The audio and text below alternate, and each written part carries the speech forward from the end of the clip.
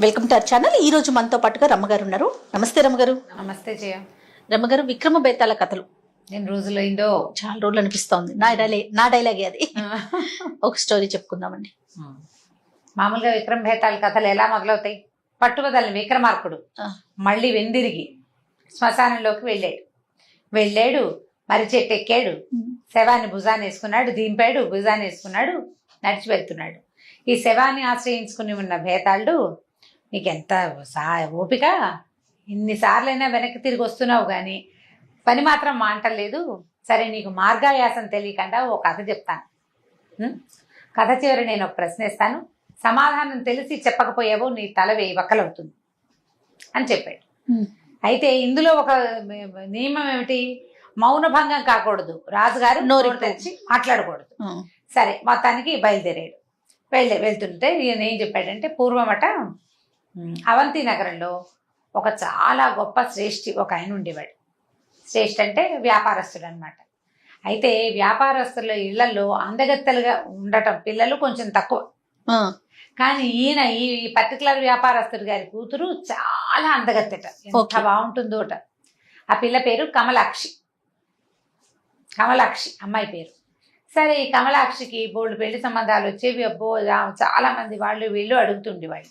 ఈయన ఏమనుకునేవాడంటే, మన దగ్గర బోల్డ్ డబ్బు ఉంది, పిల్ల అందమైన పిల్ల, అందుకని ఎవరో ఒకళ్ళు తెలిసిన వాళ్ళకి, పక్కింటి వాళ్ళకి, వెనకింట్లో మీ పిల్ల బాగుందని వచ్చే వాళ్ళకి కాకుండా సూపర్ వాళ్ళు ఎవరికైనా ఇవ్వాలి, మామూలు వాడు కాదు, సూపర్ వాడు కావాలి అని అనుకున్నాడు.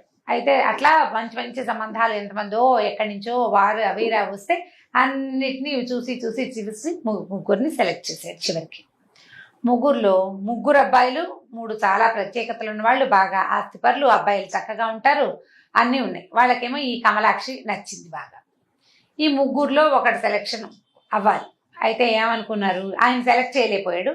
ముగ్గురిని రప్పించి పిల్లకి చూపిస్తే, మామూలుగా అప్పట్లో ఈ మామూలు రాజుగారి పిల్లలకే స్వయంవరాలు, వ్యాపారస్తుల పిల్లలకి స్వయంవరాలు లేవు.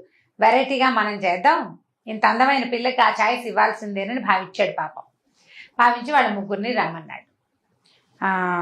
ఒకరోజు వచ్చారు, మొత్తానికి ఓ శ్రావణ మాసంలో వచ్చారు వీళ్ళు ఊరు. వస్తే వాళ్ళ ముగ్గురిని 3 గెస్ట్ హౌస్ల్లో పెట్టాడు. రేపొద్దున పిల్లని చూస్తారు. ఈ సాయంకాలం వేళ దేవాలయానికి వెళ్ళి తిరిగి వస్తూ బండి మించి కింద పడి ఈ కమలాక్షి కాస్త చచ్చిపోయింది. పాపం, అయ్యో. బండికి వెళ్ళొచ్చింది. మర్నాడు పెళ్లి చూపులు కదా, ఆ ముగ్గురులో ఒకరిని పిల్లని సెలెక్ట్ చేసుకోవాలి. అందుకని అమ్మవారి గుడికి పంపించారు పిల్లని. పంపేసరికల్లా ఈ బండి ఆగక ముందే దిగబోయి పల్టీ కొట్టి ముందుకు పడింది. ఆ పడ్డం తల్లో ఎక్కడ నెమరగంతకి దెబ్బ తగిలిందో పిల్ల కాస్త పోయి. ఇంకేం చేస్తారు, లబో దిబో అని ఏడ్చారు. ఈ ముగ్గురు అలా ఉండిపోయారు.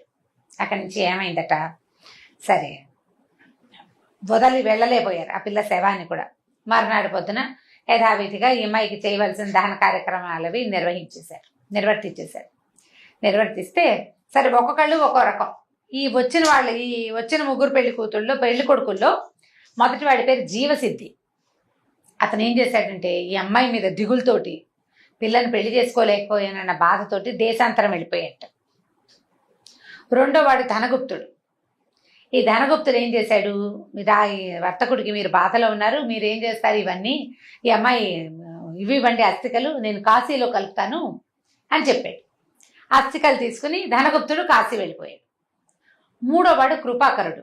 అతను ఆ అమ్మని వదిలిపెట్టి వెళ్ళలేక ఆ శ్మశానం బయటే ఒక గుడిసేసుకుని అక్కడే ఉండేవాడు, శ్మశానం పక్కనే. ఆ అమ్మాయి ఎక్కడ చితిని మంటలు ఎక్కడ వెలిగించారో అది చూస్తూ ఉండేవాడు దుఃఖంతో.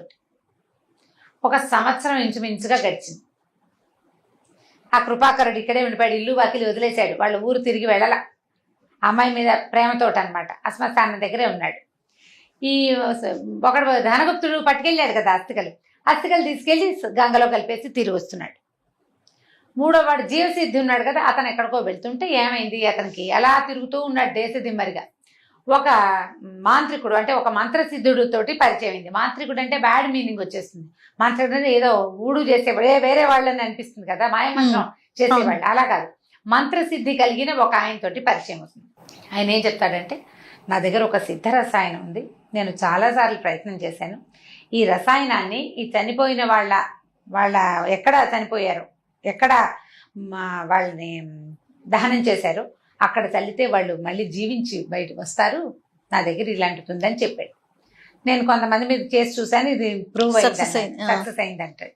ఇతను ఏం చేశాడు, జీవసిద్ధి ఆ మంత్రసిద్ధుడి వెనకాలే బడి వెళ్ళి ఆయనకి తోటి 1 నెల 2 నెలలు తిరిగాడు. తిరిగితే ఆయన తను ఎక్కడికో హిమాలయాలకు వెళ్ళిపోతున్నాను, ఇక్కడి నుంచి మాయమైపోతాడనమాట మంత్రసిద్ధితోటి. నీకేమైనా కోరుకుంటే చెప్పమంటే, నేను ఇట్లా ఒక కమలాక్షని ఒక పిల్లని పెళ్లి చేసుకుందాం అనుకున్నాను, నా పిల్ల అర్థాంతరంగా చనిపోయింది, అందుకే నేను ఇట్లా దేశది మరిగా తిరుగుతున్నాను, ఆమెను బతికించుకునే ఉపాయం ఏదైనా ఉంటే చెప్పండి అన్నాడు. దానికేముందని ఈయన ఏం చేశాడు, తన దగ్గర కమండలంలో మిగిలిన ఆఖర ఇంతే రసాయనం అన్ని దాన్ని ఒక కొద్దిపాటి నీళ్లతో కలిపి ఓ చెంబులో పోసి తన చేతిలో పెట్టాడు. ఆ పిల్ల చనిపోయిన పిల్లని ఎక్కడైతే దహనం చేశారో అక్కడ చల్లు, ఆ పిల్ల బతికి వస్తుంది అన్నాడు. బాగుంది. అక్కడి నుంచి తిరిగి వస్తూ ఉండగా ఈ అస్థికలు గంగలో నిమజ్జనం చేశాడు కదా, కాశీలో అస్థి నిమజ్జనం చేసినటువంటి ధనగుప్తుడు కూడా తోడయ్యాడు. ఈ ధనగుప్తుడు జీవసిద్ధి ఇద్దరు ఈ ఊరు వచ్చారు మళ్ళీ వెనక్కి అవంతి నగరానికి. వచ్చి వాళ్ళని కలిశారు, ఈ పిల్ల తండ్రిని కమలాక్షి వాళ్ళ నాన్నని కలిసి, అతనేమో నేను అస్థికలు నిమజ్జనం చేసి వచ్చానండి అని చెప్పాడు. ఇతనేమో నా దగ్గర ఒక రసాయనం ఉంది, ఆ అమ్మాయిని బతికించేందుకు ఒక గొప్ప మార్గం ఉంది అని చెప్పేసరికల్లా సరే వీళ్ళంతా కలిసి శ్మశానానికి వెళ్ళారు. కృపాకరుడు శ్మశానం బయట కూర్చున్నాడు కదా, అతను కూడా లేచి లోపలికి వెళ్ళాడు వాళ్ళతో పాటు. ఇతను ఏం చేశాడు, బాగా అమ్మాయిని తలుచుకుని ఎక్కడైతే అమ్మాయిని దహనం చేశారో ఆ ప్రాంతాల్లో చల్లాడు నీళ్లు. ఎవరిని తలుచుకుని గనక నీళ్లు చల్లితే వాళ్ళు బతికొస్తారనమాట. ఆ అమ్మాయి తాలూకు వాళ్ళు, వాళ్ళ అమ్మ, వాళ్ళ నాన్న, వాళ్ళ ఇంట్లో పని వాళ్ళు, ఆ అమ్మాయిని ప్రేమించి పెళ్లి చేసుకుందాం అనుకున్న 3 అబ్బాయిల సమక్షంలో ఆ పిల్లని తలుచుకుంటూ నీళ్లు చల్లేసరికి, ఎందుకంటే అక్కడ దహనం చేసిన చోట బోళంత మందిని చేస్తారు, అందరూ లేచి వస్తే ఎట్లా, అలా కాకుండా ఈ అమ్మాయి కోసమే చేస్తున్నామని ఇది చెప్పుకుని సంకల్పం చెప్పుకుని చేసేసరికి ఆ పిల్ల లేచి వచ్చేసరికి ఇప్పుడు ఏమైంది, వీళ్ళు 3 కొట్టుకోవటం మొదలుపెట్టారు. పిల్ల అయితే బతికింది బాగానే ఉంది, కానీ పెళ్లి కొడుకులు 3 అయ్యారు. ఒకడంటాడు నేను చచ్చి చెడి కాసి వెళ్ళి అస్థి నిమజ్జనం చేసి వచ్చాను, ఆ పుణ్యం వల్లే ఈ అమ్మాయి బతికింది అంటాడు. నేను తెచ్చిన రసాయనంతో బతికింది అంటాడు వీడు. ఈ అమ్మాయి కోసమే నేను ఇక్కడ ఉండిపోయాను అంటాడు కృపాకరుడు.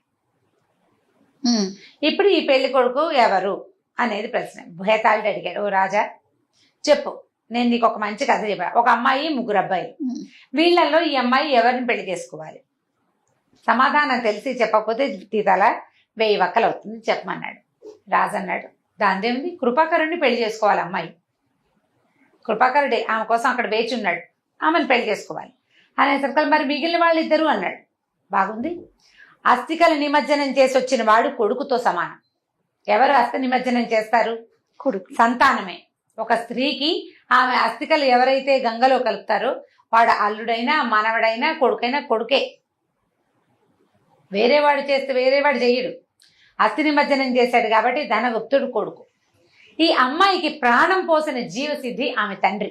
అమ్మాయి మొదట ఎట్లా పుట్టింది? తండ్రి వలన పుట్టింది. తండ్రి వలన పుట్టింది. ఇప్పుడు ఇంకొకడు ఆమెను మళ్ళీ బతికించాడు అంటే, మళ్ళీ పుట్టించాడు అంటే వాడు ఆమె తండ్రి. కాబట్టి తండ్రిని పెళ్లి చేసుకోకూడదు, కొడుకుని పెళ్లి చేసుకోకూడదు. అలా కాకుండా ఆమె చనిపోయిందన్న దుఃఖంతో ఆమె మృతదేహం ఎక్కడైతే తగలబడిందో అక్కడే కాపురం ఉండి అది చూసుకుంటూ బతికిన కృపాకరుడే భర్తకి ఆ పదవికి తగినవాడు. అందుకని ఆ అబ్బాయినే పెళ్లి చేసుకోవాలంటే పేతాళ్ళు పక్కపక్కనవాడు. నిజంగా కూడా అలాగే జరిగింది. కమలాక్షి నువ్వు చెప్పిన ఆలోచనే చేసి చక్కగా కృపాకరుణ్ణి పెళ్లి చేసుకుంది. కానీ రాజా నువ్వు మౌనభంగం చేసావు కాబట్టి నేను వెళ్ళిపోతున్నాను అని రయ్యమని శవంతో సహా బేతాళ్ళు వెనక్కి పరిగెత్తుకుంటూ వెళ్ళిపోయి మర్రి చెట్టు మీదకి ఎక్కేసాడు. ఈయన ఏం చేస్తాడు, ఇంకా పట్టువదలని విక్రమార్కుడు మళ్ళీ వెనుదిరిగి మర్రి చెట్టు వైపుకి నడవటం మొదలు పెట్టాడు. కథ కంచికి మనం ఇంటికి. సూపర్, చాలా బాగుంది. చిన్న కథ చక్కగా ఉంది చూడండి. అంటే ఒక జస్టిఫికేషన్ కరెక్ట్ గా మనం ఈ కథని అంటే కన్క్లూజన్ కి మనకి ఏ రకమైన డౌట్ లేకుండా కొన్ని కథల్లో మనం ఒప్పుకోలేము. అవును, నిజమే అనిపిస్తుంటుంది, ఏదో ఒప్పుకోలేని తనం ఉంటుంది. ఇందులో ఒప్పుకోలేని తనం లేదు. మంచి క్లారిటీ చక్కగా ఉంది కథ. చాలా బాగుంది రామ్ గారు. ఇంకొక స్టోరీతో మళ్ళీ కలుద్దాం. తప్పకుండా జయ. ఇక ఈ వీడియో కనుక మీకు నచ్చినట్లయితే లైక్ చేయండి, షేర్ చేయండి. మరిన్ని వీడియోస్ కోసం మా ఛానల్ ని సబ్స్క్రైబ్ చేసుకోండి.